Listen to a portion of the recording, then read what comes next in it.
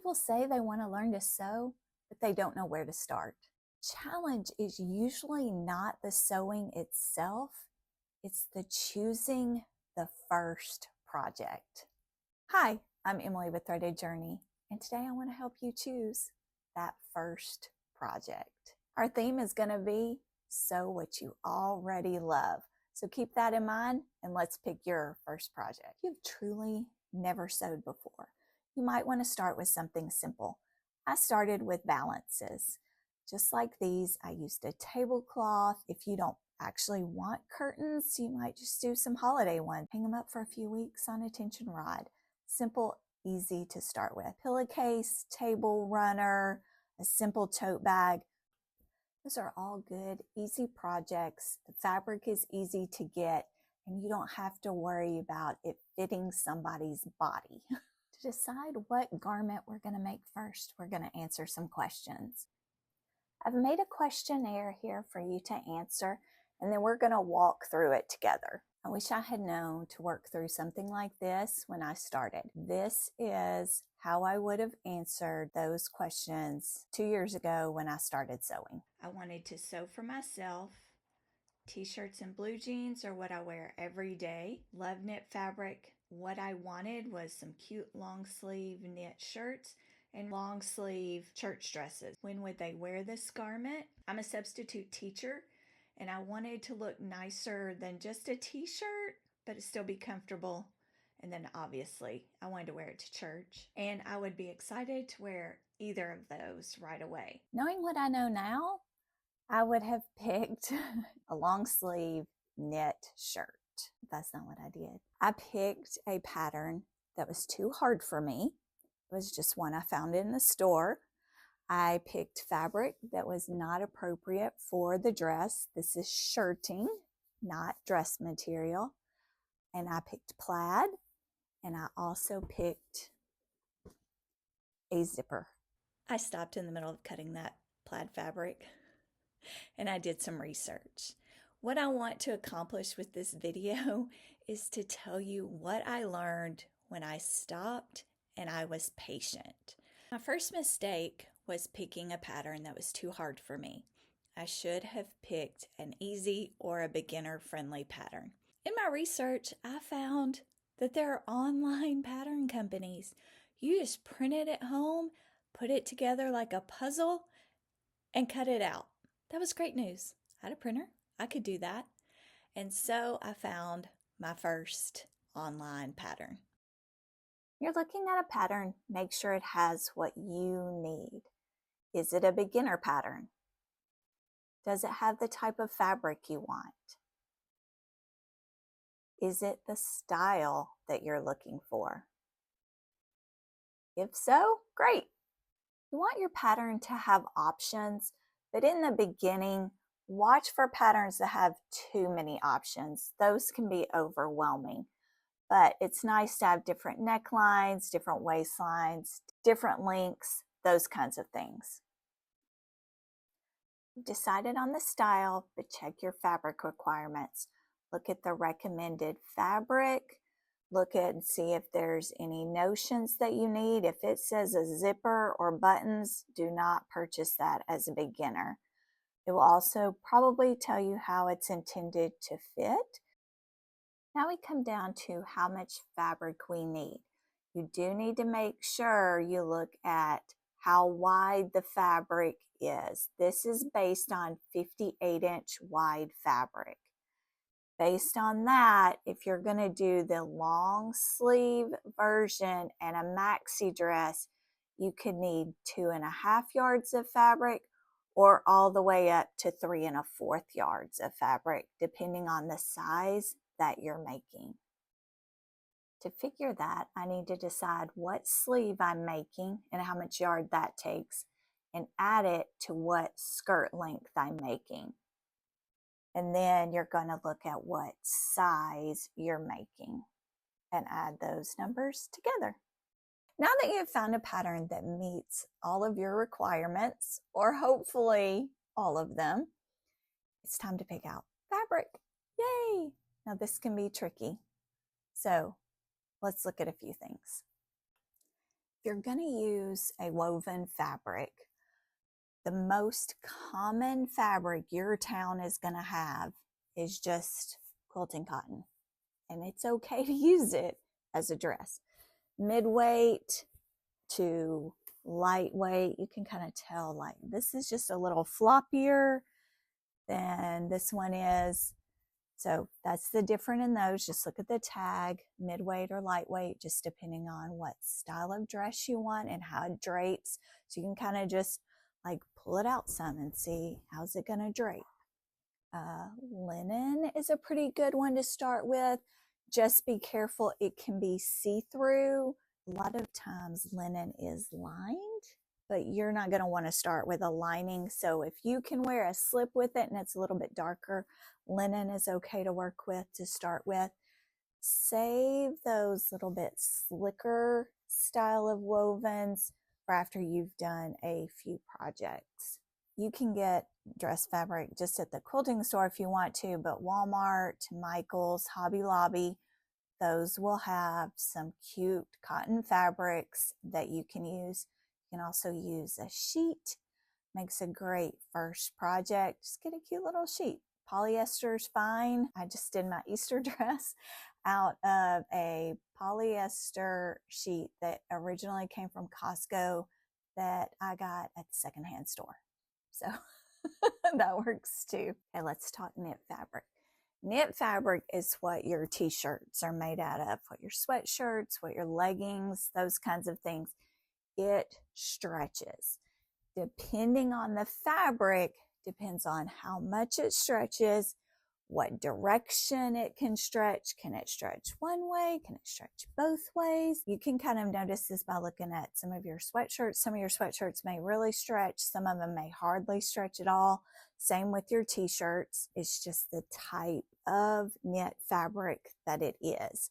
So that's one thing to look for on a knit pattern, is it may tell you how much stretch it needs. Knit fabric is going to be harder to find unless you live in a big city that has a lot of fabric stores. Yes, I'm sorry. I'm hoping that Michael's is going to get some more. Hobby Lobby has some. Every now and then you can find a little bit at Walmart, but you probably are going to need to order your knit fabric online. Double brushed poly, so soft and worth it. So soft, easy to work with. Love double brushed poly. Cotton lycra jersey is also easy to work with as long as you get a good quality one. Sometimes the knit like at Walmart that's in the little rolls will be kind of thin, and that's a little bit harder to work with. Oh, just so many pretty fabrics. Love knit. The best thing about knit fabric is it doesn't ravel. So after you have cut it, no matter how much you mess with it, it is intact. It does not have the ravel that woven does. So what that means is that you don't have to finish your edges. You can leave all of your edges raw when you finish sewing it. You just sew that seam and you don't have to worry about it. You don't need to serge it. You don't need to zigzag it, nothing. You can completely leave it just like it is.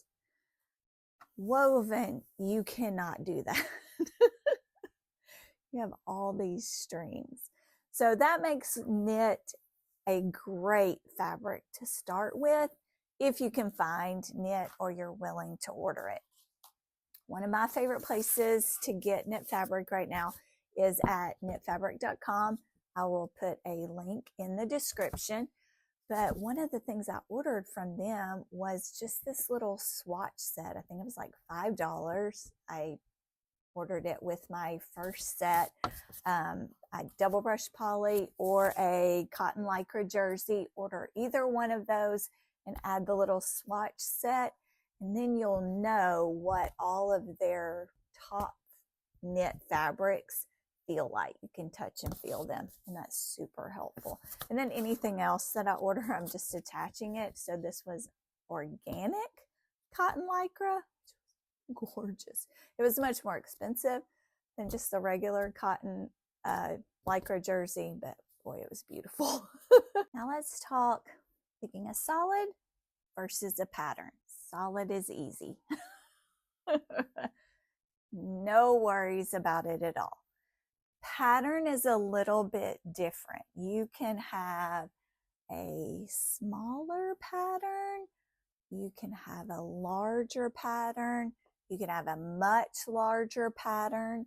If you have a super large pattern, you do need to be aware of like where it sits, what it is. Like you don't want it like up here and nothing over here if it's a spread out pattern. So be careful with that. I want you to notice most of all pattern direction. The pattern actually has a direction. So if you look at it here, the flowers are going up. If I turned this around, maybe I did the sleeve this way, they would be going upside down. So this is a directional print fabric. This one, even though the pattern size is about the same, is a non-directional fabric. These flowers are not up down, they're kind of all over, and it does not make any difference at all which way the fabric is turned. If it's up or if it's down, it still looks the same. So this is called a non-directional fabric. The reason you need to know that is because it can make a difference on how you cut out your pattern pieces on your fabric, but also how much fabric you need. We go back to our pattern and look right here. It says directional fabric will require more yardage. The reason it tells you that is because the pattern is wanting you to lay out your pattern pieces in the most efficient way possible so that you buy the least amount of fabric.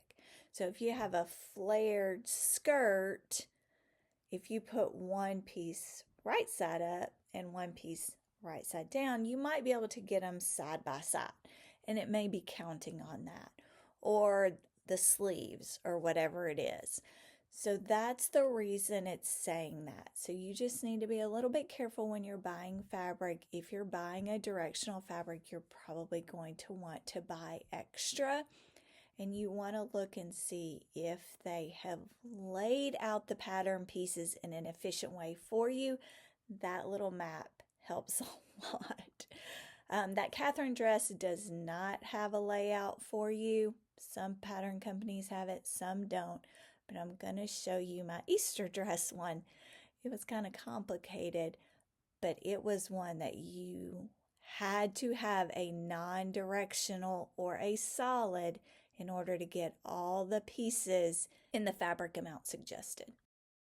You can see here that the front is going down and the back is going up. So if I cut those like that and added directional fabric, my front would be upside down.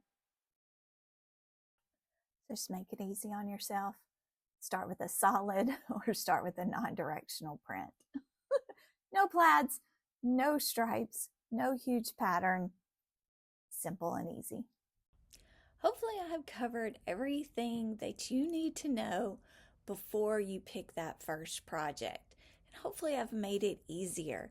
Let's go back to my first project and see what I did when I stopped and thought about what I was making a little bit better. I ended up finding that Catherine dress at Sonia Estep Designs, and that's what I made for my first garment. It turned out just like this. Luckily, I had just picked a non-directional fabric. I did pick knit because I discovered that that's what I like to wear, so that's what I wanted to make. Long sleeves.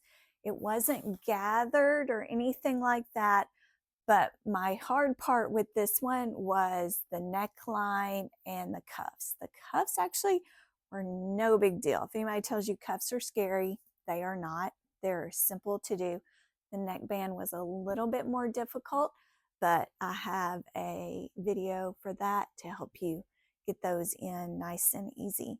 So a simple little dress. One of my shirts though would have been even a little bit less fabric and even a little bit easier to make. If you've been feeling stuck because you didn't know where to begin with your sewing journey, I hope this video has given you a clear path forward. Just remember, sew what you love, pick a beginner-friendly pattern, and match your fabric to your pattern. In the next video, we'll talk about choosing your size. While you're waiting, check out the beginner-friendly playlist up next.